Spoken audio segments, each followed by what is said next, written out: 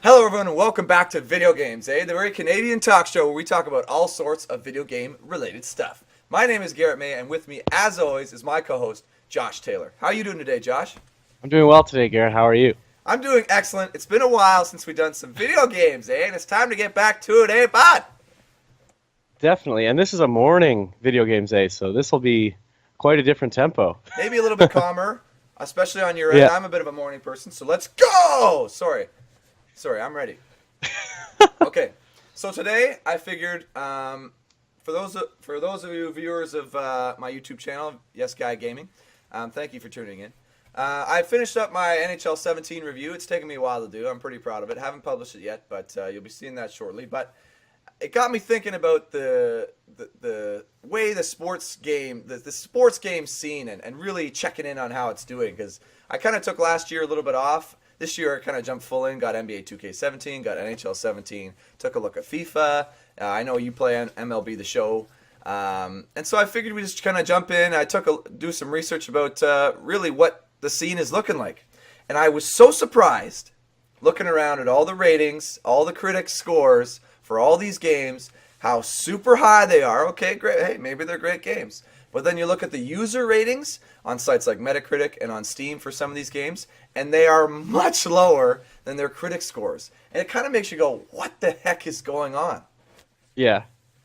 Okay, my theory is that critics only play the games for the review, and they aren't like diehard fans where that's the only game they play. Whereas the fans of sports games tend to be people who only play sports games or primarily play sports games. They'll do the competitive online, and they'll do the be a GM modes or whatever, or the franchise modes, and the be a pro mode, and the exhibition game mode, whatever. Yeah, They'll do it all. It's an interesting thought because you think that maybe it's some of these big companies, like specifically I looked at IGN, GameStop, or GameSpot, whichever the one is the site, not the store. Yeah, Spot. Looked at those, looked at Metacritic, some of the Steam reviews. Kind of was looking all over, and it's true. You wonder, maybe are some of these reviewers people who just reviewed that one game, or do they have a history with the genre as well? Because you see a lot of longtime fans, and I know you and I are longtime fans of the NHL franchise for sure. Yeah. And we could talk about that one specifically for a bit, but they don't seem to have a grasp of how the game has progressed from year to year. They're just looking at really what it brings now and going, wow, this is great. When a lot of the fans go, well, we had It was great. Yeah. Like it was the same last year and the year before. Yeah. Like NHL 17 specifically, not to give too much away about my review, but the gameplay is basically the same as NHL 16. Yeah, there weren't any real upgrades at all. If there weren't really noticeable. The gameplay feels the same. So it's like, okay, so what? I'm paying $160 or whatever for the same thing? Yeah, Twice? right? Yeah. Like, what the heck?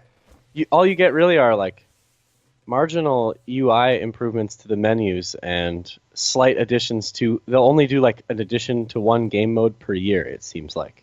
So this year, from 16 to 17, they added a couple things to the BGM mode, but they aren't substantial. They only add to the BGM. They don't add to the gameplay. They don't even add to all of the BGM mode, or they call it franchise mode now. All they do is they add the stadium upgrade elements, so you have to repair and upgrade your stadium every once in a while, and you manage the budget now, and you are working under a simulated AI owner who has like feelings about the team and stuff, and that's it. Yeah, so it's a bit of an experiment with some of these new features, but it's not like finished. It's not polished because it's new. Right. Like they haven't fully figured it out. And it's not very deep either. You just go and you have to upgrade your box seats or whatever. You just go click upgrade box seats. Yeah, and that's really the extent of the entire mechanic. Well, I don't know. That's a bit of a microcosm for really what happens in all these games. And maybe you can speak a little bit to MLB the Show, and I could speak a little bit to NBA 2K. But the one that was the worst, the biggest discrepancy was FIFA. And I was super surprised because FIFA are the games that I really haven't. I've had some in the past, but I've been hearing good things about the state of the FIFA games and how they've been going. And I'm just surprised to see that. So the Metacritic score was like 8.8 or something, and the fan rating was 5.5. Holy like, mackerel! Such a really? big difference, and it's kind of like, well, I know there are a lot of fans of this game, but why so much hate? Where's the anger coming from? Yeah, I noticed that as well because when I talk to fans of FIFA, they're all very excited to play FIFA all the time, and they love FIFA. And like, if you say, "Oh, I think I'm better than you at FIFA," they're all diehards. They know that no way, I'm the best FIFA player. That's true, But man. but then when they're playing, they're always mad at FIFA. They're always like, "Oh, it's getting on their nerves and stuff like that." Does that make sense? Yeah, but as NHL players, we can relate to that as well. Like, Oh, 100%. As an NHL 17 like primary player, it's frustrating when the game still makes those same dumb decisions that it made for the past 3 or 4 years, not even just last year. and it's interesting to think, right? Because there's an interesting relationship between people who love these games so much, partly because they're fans of the sport and Right, I also think video games. part of it is that you are a video game fan and a sports fan, and so these are the only games that bridge that gap. Right. And then what ends up happening is you're loving the game because you love the feeling that you get of playing your sport and engaging in your sport that you love, but you're so frustrated with what these companies are bringing to the table year after year after year, like so many years. Like for me with the NHL franchise, it's been almost 20 years. Yeah, Like actually, I mean, the biggest, the single biggest change they made, and I really felt it did upgrade the game in a lot of ways, was the skill stick. oh, Now that like using the right stick for your stick and the left stick for your player, absolutely. what a big upgrade. And in other games too, right? I'm sure it's the same with the FIFA where you can do certain deeks and stuff like that and have the ball on your foot instead of just pressing, press circle to shoot. Yeah. All the games have Triangle to advanced in deke. that. Yeah, all the games have advanced in that way over the years. So it's not like there hasn't been improvements made. But the fans of these games, all these specific games, seem to be loving it. And when people talk about, no, like this game's the best, Yeah. man. But then when they play it with their buddies and their other fans of the game, it's always hating on it. Yeah, they're always mad at the game. It's so find- interesting. I find when I play with our mutual friend who makes an appearance in your videos, Oscar, when I play NHL 17 with him, we end up, if we're losing, we get so mad. And I've sometimes thought about, I don't know if we're mad because we're just like being bad at the game, but we genuinely think that the game is unfair at times. Like it will just score on you for no reason because it thinks that it needs to score on you now. So they'll just like flick a weak wrister at your unscreened goalie, and it'll somehow take a bounce off of his blocker, hit the crossbar, and go in. And it's like, should that really have scored? Probably not. And It just feels like the game is purposely being unfair. but it does. It does. You Oh, can yeah. obviously tell. And like some people who've had such history with video games as we have, we look at that and we go, okay, there's no way that is a random occurrence in the game. That's programmed to happen. Yeah, yeah. Like the guy And, like, comes sometimes, in and shoots a 5-hole. It's like, okay, I've never seen a 5-hole goal. yeah, right. Like And I a guy can't comes do in it. and scores 5-hole. What? Yeah, Where did that come from? Like, yeah. Another one is sometimes when they'll just get into your zone and they'll suddenly be untouchable. You can't check them off the puck. You can't poke check the puck away. You can't stick lift. If you stick lift slightly poorly, it's automatically a slashing or a hooking call or whatever. And they'll just be doing these rocket passes around, like cycling the puck around and just getting good shots and good attempts on net. And your defense, your AI, first of all, will just stand there and do nothing, which is one major flaw in the game. absolutely. Like, they're just standing in the right spots, but they aren't like pressuring the puck carrier. They aren't trying to fill any gaps. They're just doing nothing. And then all of a sudden the computer will score. It's like, yeah, no kidding. All I can do is control one guy, and my 4 other teammates are standing around. So like, it it's so makes you frustrating. wonder, right, about these critics, because those similar problems that we're talking about with NHL exist at varying levels in NBA, MLB, FIFA, and NHL, obviously. And Oh, MLB for sure. I've had it happen where, like, I've thrown a great pitch. I've had the pitch meter perfect, and it's like, it would be in real life a pretty unhittable pitch, it looks like, and the guy will just hit a home run, and it's a grand slam or whatever, and it ties the game. And it's like, are you kidding me? There's nothing I could have done there better. And it's just like, oh. yeah. So it makes me wonder about these critics, right? Because I don't know. I like to look at what the critics say, because I'm a critic myself, trying to get a sense of evaluating these games, and it makes me wonder because nobody in all the reviews that I looked at for NHL specifically, but NBA as well. NBA has some similar issues with the AI because, like, in the my player mode, you'll be guarding your one guy, and an entire play will go on over there, and your guy won't move. I made a comment in one of my Let's Plays or something. I was like, oh, Great gameplay. Like, I stood there for a full possession in the same spot. Problems like that exist with the AI specifically. The AI, Yeah, the AI. right? It's AI issues. And it makes me wonder, do these critics actually go through and play a lot of these offline or AI-based modes? Or is it just the online play, and when they go to the offline modes, they're like, okay, what features are there here? Because we're not going to judge this. I don't understand. But I think part of it is that they don't spend enough time with the game to like appreciate that AI deficit where it exists. Like they just, oh wow, the AI beat me pretty good there, or the AI made like one dumb decision, and they might even note that in the review, but it won't be a huge thing that takes away from the review or the score or the quality of the review. And then, but people who play the game like every day, that becomes an issue for them because you see it every day and it never goes away, and so it starts to climb and be from a minor issue if it only happened like once in a while in one game or something to like, oh my god, I'm seeing it every game. Now this is the single biggest reason like I hate this game now, but I still play it because I love the sport. Yeah, So, absolutely. And I mean, those problems won't show up in the online modes. right, exactly. And a lot of these problems, truthfully, are gone in the online modes when playing against another player because there's no cheap AI tactics or dumb AI decisions when you're playing another player. Right. Especially in the EA SHL, where you've got the user-controlled goalies and the all user-controlled players. Oh, that's where there's like 10. It's like 5v5 or 66, Yeah. I guess. Cool. Yeah, and everyone absolutely. just plays. I've never played that mode. Yeah, so those modes are fun and great, and the NBA Blacktop and the Pro Am is great too because you create your My Player, you hop in as your My Player with their skill set, and you play around. You can build your skills up. No, the online modes are done well, in my opinion, and really carry the games, and that's what's keeping them alive. But you get all these fans who do other stuff and spend so much time with the games, right? And they love it, so much passion for these games and sports, and are just, in my opinion, not being served. Not really being served by these yearly editions of the games. And it's frustrating to me to watch it happen, because specifically in the NHL, people love it. Okay, so the Hockey Ultimate Team is our great mode. Yay. Hockey Ultimate Team. Woo! It's That's great. the card game mode, right? It's like, okay, great. That's a great mode. Sure, it's fun. Yes, it's fun. But if you want to buy extra packs and have great players, it costs money. Right, that's like their... right. You could pay money. In NBA 2K17, your My Player mode, the most played mode, is an offline mode, the My Player mode. But how you gain experience is much slower this year than it was in last year's, because this year, guess what? You can buy VC, which is their experience points. You can buy XP and spend that to upgrade your player. If you spend on $200, a single player mode, you could have the maxed out single player mode guy. That's such a lame. And you even said they slowed down the normal experience gain. Yeah.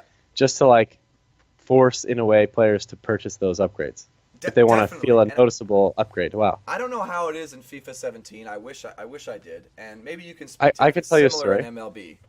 Well, FIFA 17 is currently downloading on my Xbox One that I got. Oh, okay, nice. Not too long ago. So, but it's been downloading. To talk about this. It's been downloading for like all night, and I guess the Xbox must turn off after an hour, and then it saves the download progress, and then it restarts. So I'm only at like 17%, and I've been downloading. Leave it?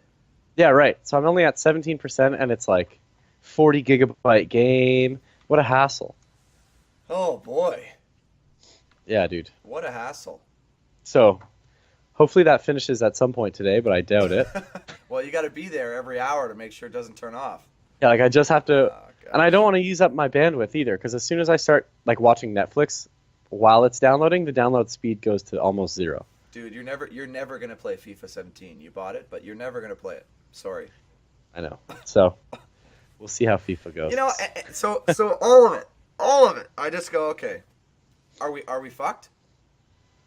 Okay, I think something we have to and haven't addressed yet is that every year the company EA that makes like all these games and 2K, they have the exclusive rights to the players for all the games for the games that they make.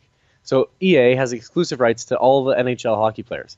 So if a small indie team or even like a big indie studio or even like a Ubisoft, a AAA developer, if they wanted to try and make a hockey game to compete, they couldn't use real players.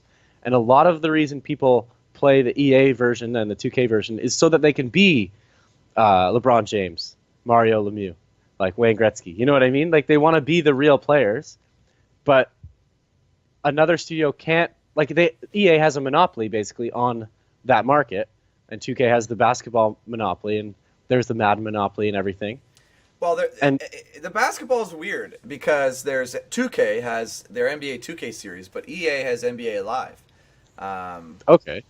But EA does seem to have a monopoly on the baseball, hockey. I don't know and the who soccer. makes the show. Who makes the show actually? Isn't that 2K?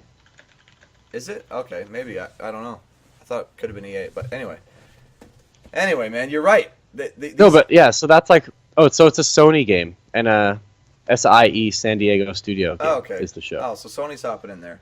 Yeah, Yeah. so these companies, you're right, have monopolies basically on these sports game genres, and truthfully, it doesn't lend itself well to creating great games. Right, because there's no competition. There's no one pushing each studio to do a lot better. They're just doing marginally better because it still makes the sales numbers or whatever. Yeah, and the one game of the group that I was most impressed with in the past probably 5 years was NBA 2K.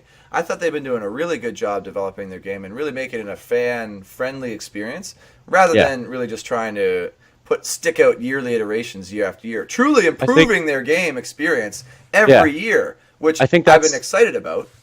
I think I agree that NBA, like the 2K series, has done the most improving over the past year. It's no surprise that they are, I would say, the champion of the four right now in terms of the game's worth or value.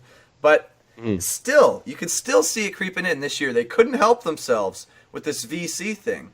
And the way you earn points and opening up that for purchases and stuff like that. You could, and when the game first launched, there's the ultimate mode with Kobe, on the cover, whatever. You buy that, it's like $30 more or however many more. You get 100,000 VC points. Like, it's great, extra experience, woo, but it costs money. Like you're still paying money for that. It's just 2K, you were my favorite, and you had to go and screw it up. Excuse me. No, I know, it's crazy. And like if we look at games like Cities Skylines, where they just took over SimCity's genre, it was like a small 20-person independent development studio. And because there was no legal stuff preventing them from making a city building game, they just went and made a better city building game that was super popular and kind of stole the SimCity Max's thunder from that genre. But to make a good indie sports game, I would have to make it, and it would have to be all fake players. So I couldn't use that marketing leverage of be your favorite player. Yeah. Which I think a lot, FIFA especially, everyone wants to be Messi or Ronaldo. Dude, FIFA, NBA, NHL, all of them. Yeah, you want to be Steph Curry or LeBron James. You want to be Sidney Crosby or Ovechkin. You want to be all these guys. And so if I wanted to make a really good sports game, I couldn't do it because I don't have access to those guys. I can still make the gameplay mechanics fun, but in the end, I'm missing the exclusive rights to the players. Absolutely, and that's why I worry for the genre.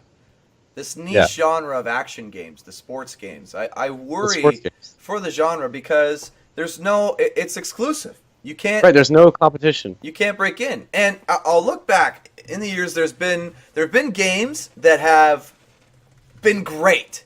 Sports games. Yes, NHL hits. NHL hits. The Hits Blitz series. Yeah. Great. Unbelievably fun. So fun. Okay. That's what a video game is. Yeah. It's taking something normal and making it extreme and funny. You got your realistic experience, or trying to be realistic experience with the whatever games. But then why can't NHL say, you know what? Yeah, we're going to sell our license and names to the players to you guys, but we're also going to market it out to these guys who are going to make a game that's just arcade over the top hilarity. Yeah. Great. Yeah, arcade fun should be a thing that's more acceptable. Great, I love it. Where is that? And what I worry is that just all this money, the money involved in it, is really keeping great things from happening. And that's why I ask again: Are we fucked? Well, I think especially in the NHL, because I know in the NBA rather, there's 2K and EA, And in MLB, I think EA folded their baseball game, and now so it's just the Sony, like the show. So that's a monopoly. The NHL is just EA. Madden is just EA. The other. Oh, how could we forget Madden? Yeah, Madden. Of Don't course. even bring up Madden, man. I don't play a lot of Madden. We're Canadians. How could we so. forget Madden? Are you kidding? I know. True, we are Canadian, eh? But seriously, Madden. Oh my God, how could we forget Madden?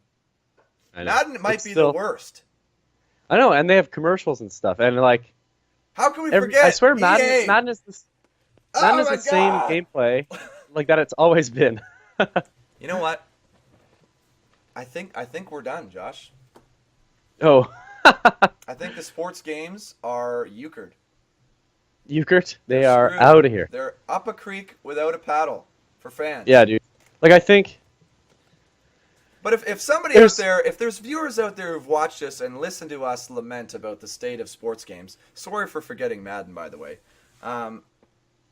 What can we say as fans? What can we do to really influence this? Right, the only thing that a fan can do is not purchase the game because you have to speak with your wallet. But the problem with that is, like, then you're just not getting your fix of sports games, especially if you're a sports game lover. If you're not buying this sports game, what the hell are you going to do for video games for a year or 2 years? While even if you heard news that another studio was making a sports game, you'd still have to wait for it. So no, I get it. It's a stuck tough in this situation because there are such a huge subgroup of people who just buy the sports games. And if you're one of those people, I apologize, man. I'm with you. I feel you. Yeah. I'm sitting here. Or woman. I mean, anybody out there, I feel you. Yeah. Because this is rough. Yeah, I'm sitting here, like, waiting for my FIFA to download, and then I'm probably just going to play a game or two and then uninstall it. 40 gigabytes later, I'm just going to be like, don't say that. Don't say that. Come on. I don't know yet. No, you got to spend $100 on the FIFA Ultimate Team, and then delete it. Yeah.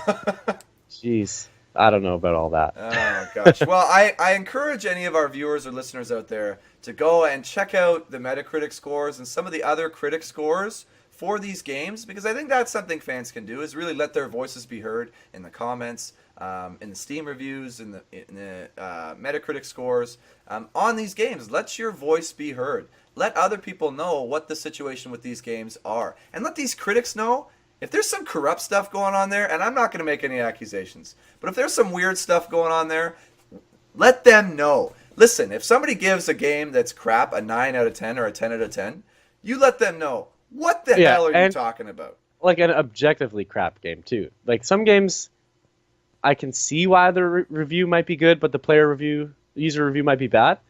But, like, an objectively bad game should not get a good review. So, like, I'm pretty sure some critics gave NHL 15 8s and 9s out of 10.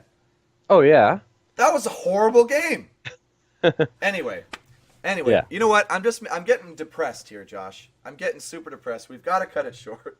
Well, not short. We've got to cut it long but go out there. Let the people know about these crappy or however you feel about the games. Let it know. Let us know. We want to hear it. In the comments down below, reach out to us. Let us know your least favorite or favorite sports game, what the struggles you're dealing with. We're probably feeling the same thing. But Josh, I got to thank you so much for being here. No, thank you, Garrett. It was fun being on here. We should do it again sometime. No, we will, because we always do. I know it's been a while. But we still do it. We always do. Well, I got to thank you guys again so much for watching, and we definitely hope to see you next time on Video Games, eh?